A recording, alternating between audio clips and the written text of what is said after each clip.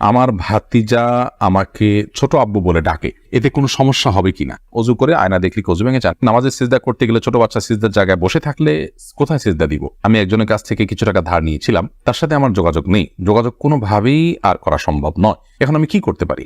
আমার মামাতো বোন আমার বয়সে 5 মাসের বড়, আমি কি তাকে বিয়ে করতে পারবো? পরিবারের সদস্যদের সঙ্গে শান্তি বজায় রাখার জন্য ছোট ছোট মিথ্যা বলা যাবে কিনা? মেয়েদের মাসের একটা নির্দিষ্ট সময় নামাজ পড়তে হয় না, ওই সময় কি নখে নীল পালিশ লাগাতে পারবে? কেউ যদি ঢিলা কুলুপ না করে অজু করে তাহলে কি তার অজু হবে? ফরজ নামাজ শেষে বৈঠকে দুরূদ শরীফ পড়া শেষ করার পূর্বেই ইমাম সালাম ফিরিয়ে ফেললেন, সেক্ষেত্রে আমার করণীয়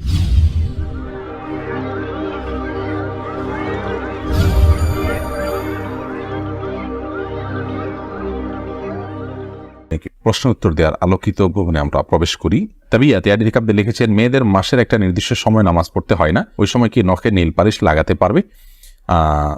হ্যাঁ, ওই সময় নখে নীল পালিশ লাগাতে পারেন। মাসিকের সময়তে যেহেতু আপনার সালাত নেই, অতএব নেল পালিশ আপনি ব্যবহার করলেন, আপনার ওযু করার প্রয়োজনীয়তা নেই, আপনি এটা করতে পারেন। এরপর যখন পবিত্র হবেন তখন আপনি সেখান থেকে নেল পালিশগুলোকে রিমুভ করে আপনি ওযু করে নামাজ পড়লেন, এটা জায়েজ আছে, কোনো অসুবিধা নেই। ইবাদত ইসলাম আপনি লিখেছেন, ওযু করে আয়না দেখলি ওযু ভেঙে যায় না, এতে কোনো ওযু ভাঙে না। আরফাত ফারজান আপনি লিখেছেন, স্বামীর সামনে টিপ লাগালে গুনাহ হবে কি? সৌন্দর্য বর্ধনের জন্য লাগাতে পারেন, কোনো অসুবিধা নেই, সেটি জায়েজ আছে। বিটি রহমান আপনি লিখেছেন, নামাজে সিজদা করতে গেলে ছোট বাচ্চা সিজদার জায়গায় বসে থাকলে কোথায় সিজদা দিব? সেক্ষেত্রে একটু ডানে বামে আপনি সরে সিজদা করতে পারেন, তাতে কোনো অসুবিধা হবে না। একটু এক কদম ডানে সরে গেলেন বা এক কদম বামে সরে গেলেন কিংবা এক কদম পেছে সরে গেলেন, কোনো অসুবিধা নেই। আর যদি কোনোই জায়গা না থাকে তাহলে এক হাতে আলতো করে বাচ্চাকে একটু সরিয়ে তারপর আপনি সিজদা করতে পারেন, কোনো অসুবিধা নেই।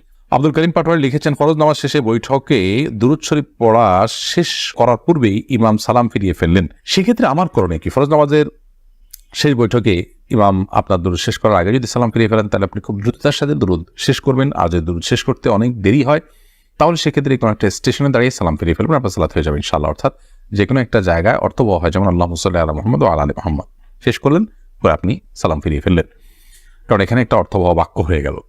আর যদি শেষের দিকে থাকেন তাহলে দ্রুততার সাথে শেষ করে তারপর আপনি সালাম ফিরিয়ে ফেলবেন। এরপরে চামেলি খাতুন আপনি লিখেছেন, পরিবারের সদস্যদের সঙ্গে শান্তি বজায় রাখার জন্য ছোট ছোট মিথ্যা বলা যাবে কিনা? ছোট ছোট মিথ্যা আর বড় বড় মিথ্যা, মিথ্যা সর্বাবস্থায় ঘৃণিত এবং জঘন্য অপরাধ, এটি মৌলিকভাবে করা যাবে না। তবে দুজনের মধ্যকার বিবাদ মেটাবার জন্য যদি মিথ্যা বলতে হয়, একজনের কাছে গিয়ে অন্যজনের ব্যাপারে ইতিবাচক কথা, এমন কোনো কথা বলা যাতে করে তাদের মধ্যে সম্পর্কটা জোড়া লাগে, তো সেটাকে শরিয়া জায়েজ রেখেছে।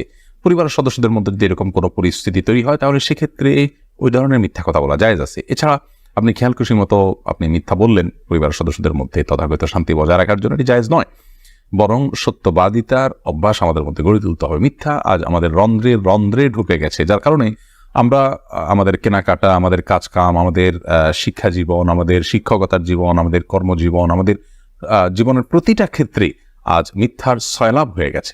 এই জায়গায় পরিবারের শান্তি বজায় রাখার নাম দিয়ে আবার তথাকথিত ছোট ছোট মিথ্যা বলার বিষয়টি কখনো অনুমোদিত হতে পারে না। আফসানা শারমিন রোশনি আপনি লিখেছেন, আমার ছেলে 5 দিনের হায়াত নিয়ে দুনিয়াতে এসেছিল, আমার সন্তানকে আমার জন্য সুপারিশ করবে আল্লাহর কাছে? বোন, আপনার সন্তান আল্লাহর কাছে ইনশাআল্লাহ বিদিন আপনার জান্নাতের পথকে সুগম করবে কিয়ামতের ময়দানে, এবং এ ধরনের সন্তান বাবা মার জন্য জান্নাতে অপেক্ষা করবে, এরকম বর্ণনা পাওয়া যায়। যদি আপনি সবর করতে পারেন, আল্লাহ তাআলা আপনাকে সবর করার তৌফিক দান করুন এবং বিনিময় দান করুন। মোহাম্মদ মুনতাসির মাহমুদ আপনি লিখেছেন, নামাজে যদি নিজের অনিচ্ছা সত্ত্বেও কোনো দুশ্চিন্তা চলে আসে তাহলে কি নামাজের কোনো ক্ষতি হবে? নামাজের মধ্যে নিজের অনিচ্ছা সত্ত্বেও যদি দুশ্চিন্তা আসে তাহলে সেক্ষেত্রে এই দুশ্চিন্তা ফলশ্রুতিতে একজন মানুষ গুনাহগার হবেন না, বিশেষ করে যদি একান্তই অনিচ্ছায় আসে। কিন্তু সেটাকে যদি কন্টিনিউ করতে থাকেন তিনি, অর্থাৎ ভাবতেই থাকেন, ধরুন দুনিয়ার কোনো বিষয় মনে পড়লো আপনার জন্য যেটা দুশ্চিন্তার, এরপর ওইটা নিয়ে আপনি নামাজের মধ্যে ভাবতেই থাকলেন, তাহলে সেটা অবশ্যই আপনার জন্য গুনাহের বিষয় হবে এবং নামাজের আপনার যে প্রাণ সেটাকে নষ্ট করবে।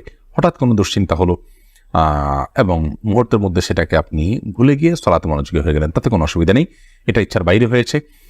আর আখিরাত নিয়ে, আল্লাহর ভয়, কবরের আযাব, এই জাতীয় বিষয় নিয়ে যদি আপনার দুশ্চিন্তা হয় সেটা তো খুব প্রশংসনীয় বিষয়, কারণ সেটা আপনার সালাতকে আরো বেশি আপনার আল্লাহর কাছে গ্রহণযোগ্য করবে ইনশাআল্লাহ। শারমিন আক্তার আপনি লিখেছেন, আমি একজনের কাছ থেকে কিছু টাকা ধার নিয়েছিলাম, তার সাথে আমার যোগাযোগ নেই, যোগাযোগ কোনোভাবেই আর করা সম্ভব নয়, এখন আমি কি করতে পারি? আপনি যদি তার সাথে যোগাযোগের কোনো সুযোগ না থাকে এবং যোগাযোগের কোনো সম্ভাবনা না থাকে তাহলে সেক্ষেত্রে ওই টাকাটা কোনো গরিব দুঃখীকে দান করে দিবেন তার তরফ থেকে, অর্থাৎ তার তরফ থেকেই ডোনেশন করে দিলেন, দান করে দিলেন, সবটা তার আমল নামায় যুক্ত হলেন, মাধ্যমে ইনশাআল্লাহ আপনি দায়মুক্ত হওয়ার চেষ্টা করতে পারেন। হাবিব রাজ আপনি লিখেছেন, আমার মামাতো বোন আমার বয়সে 5 মাসের বড়, আমি কি তাকে বিয়ে করতে পারবো? দেখুন, যিনি বয়সে বড় তার সাথে বিবাহ বন্ধনে আবদ্ধ হওয়া মৌলিকভাবে জায়েজ আছে। এটি কোনো নাজায়েজ বা হারাম কোনো বিষয় নয়। আমাদের সমাজে এটাকে দোষণীয় মনে করা হয়, সেটা আমাদের সমাজের দোষ বলতে পারেন। শরিয়াত এটাকে যাকে আপনার নিষিদ্ধ করেনি, বিধায় বয়সে বড়র সাথে বিবাহ বন্ধনে আবদ্ধ হতে পারে। বিশেষ করে নবী করিম সাল্লাল্লাহু আলাইহি সাল্লাম তিনি নিজেও খাদিজা রাদিয়াল্লাহু তাআলা আনহাকে বিয়ে করেছেন, তখন খাদিজা রাদিয়াল্লাহু তাআলা আনহা বয়স তার চাইতে বেশি ছিল। তো এখান থেকে বোঝা যায় নিজের চাইতে বয়সে বড় কাউকে বিয়ে করাটা শরিয়া দৃষ্টিকোণ থেকে মৌলিকভাবে অনুমোদিত। এটাকে দোষণীয় মনে করাটা বরং দোষের বিষয়। আমাদের শরিয়াতে এত ফ্লেক্সিবল রেখেছে এই বিষয়গুলোতে, অথচ আমরা সেগুলোকে অনেক বেশি আপনার সংকুচিত করে ফেলছি, এবং যার ফলশ্রুতিতে নানা রকমের অপরাধ প্রবণতা কিন্তু আমাদের সমাজে বেড়ে চলেছে। তারিমা আপনি লিখেছে, আমি প্রেম করে বিয়ে করেছি, হারাম সম্পর্ক করেছি, এখন কি করলে আল্লাহ আমার সংসার জীবনকে সুখের করবে? কোনো উপায় আছে কি? আমাদের 2 দিন পর পর ছোট ছোট বিষয় নিয়ে অনেক ঝগড়া হয়, এখন আমরা কেউ কাউকে সহ্য করতে পারি না, এখন কি করলে আল্লাহ আমাদের শান্তি দিবেন? প্লিজ জানাবেন। বোন তারিমা, আপনারা আল্লাহর কাছে আগের কৃতকর্মের জন্য লজ্জিত হয়ে ধন্যবাদ ক্ষমা চাইবেন, চোখের পানি ফেলে মাপ চাইবেন যে আল্লাহ আমাদের অন্যার জন্য আপনি মাফ করেন, লজ্জিত থাকবেন। এর পাশাপাশি সুখী দাম্পত্য জীবনের জন্য আল্লাহর কাছে বিশেষভাবে দোয়া করবেন, সেই সাথে সুখী দাম্পত্যের জন্য যে আমলগুলো আছে সেগুলো করবেন। সবর এটার কসরত করবেন, যে ধৈর্য ধরে ধৈর্যের পাহাড় হওয়ার চেষ্টা করবেন, ইনশাআল্লাহ আল্লাহ তাআলা আপনাদেরকে সুখী করবেন। এ বিষয়ে আমাদের অনেকগুলো পরামর্শমূলক ভিডিও আছে, সেগুলো শুনতে পারেন। এমনি আলামিন লিখেছেন, কেউ যদি ঢিলা কুলুপ না করে অজু করে তাহলে কি তার অজু হবে? যদি পেশাবের পর পানি ব্যবহার করেন, তারপর আর পানি ফোটা পেশাব ফোটা না বাইর হয়, অজু হয়ে যাবে। ঢিলা করা তার জন্য ফরজ ওয়াজিব নয়।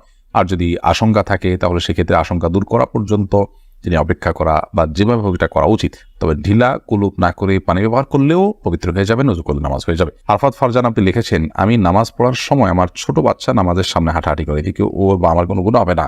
এতে গুনাহ হবে না? মাইদুল ইসলাম সুবর্ণ আপনি লিখেছেন, একটি মেয়ের গর্ভের সন্তানের 3 মাস হওয়ার আগেই গর্ভের বাচ্চা নষ্ট করে ফেলে, তাহলে কি সে গুনাহগার হবে?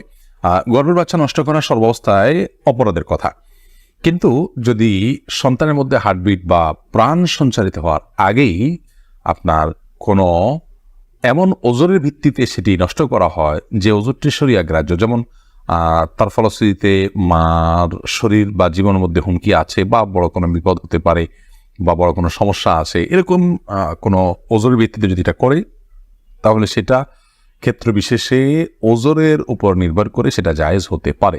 আর এমনিতে মনে চাইলো আর সন্তান নষ্ট করে ফেললো সামান্য ঠনক অজুহাতের ভিত্তিতে, এটি জায়েজ হবে না, এর ফলশ্রুতিতে মানুষ গুনাহগার হবে। জোস মাসুম মামুন এআইডি থেকে আপনি লিখেছেন, আমার ভাতিজা আমাকে ছোট আব্বু বলে ডাকে, এতে কোনো সমস্যা হবে কিনা? দেখুন, আপনার ভাতিজা যদি আপনাকে ছোট আব্বু বলে ডাকে তাহলে সেক্ষেত্রে মৌলিকভাবে কোনো অসুবিধা নেই, কারণ আমাদের দেশে অনেক এলাকাতে চাচাকে ছোট বাবা বলা হয়। ছোট বাবা বলা হয় এটা রূপক অর্থে, তাকে সত্যিকারের পিতা মনে করে বাবা বলা হয় না। মানে আম্মুর রাজুল ইসিম ওয়াবি, একজন কারোর চাচা তার বাবার মতোই অনেকটা শ্রদ্ধার জায়গা থেকে এবং অন্য অনেক দিক থেকে, সেই জায়গা থেকে তাকে ছোট আব্বু বলার যে প্রচলন আছে, এই প্রচলনটা আপনার রূপক অর্থে বলা হয়, সেই অর্থেই প্রচলনটা আছে, যার কারণে এটাতে আপনার বাপ নয় তাকে বাপ ডাকার যে অপরাধ, সে অপরাধ বা সে গুনাহ এখানে হবে না, কারণ ওই উদ্দেশ্যে কেউ বলেও না এবং বাবা হিসাবে গণ্য